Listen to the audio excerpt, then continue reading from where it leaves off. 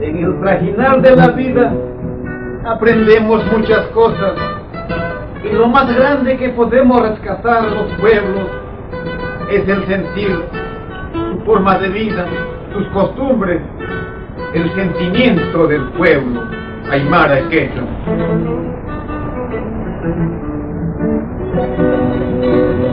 Así es el huancaneño, así es su alegría de noble jarana, alma de acero, raza de rebelde, muy alegre.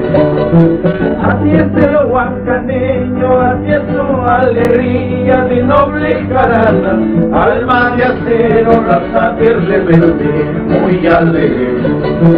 Ya de madrugada, muy unidos, festejamos la fiesta del año.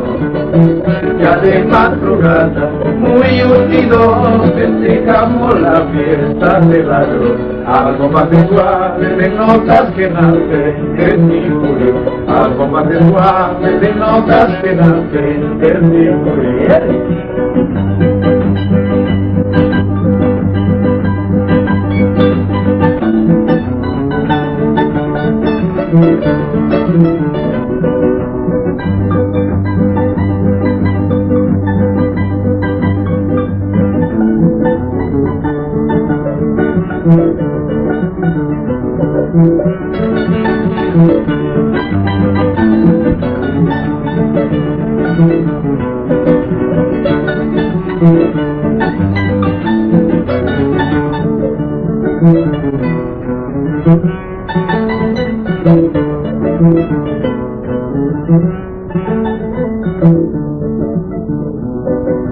Así es el huancaneño, así es su alegría de noble jarana, alma de acero, raza de rebelde, muy alegre.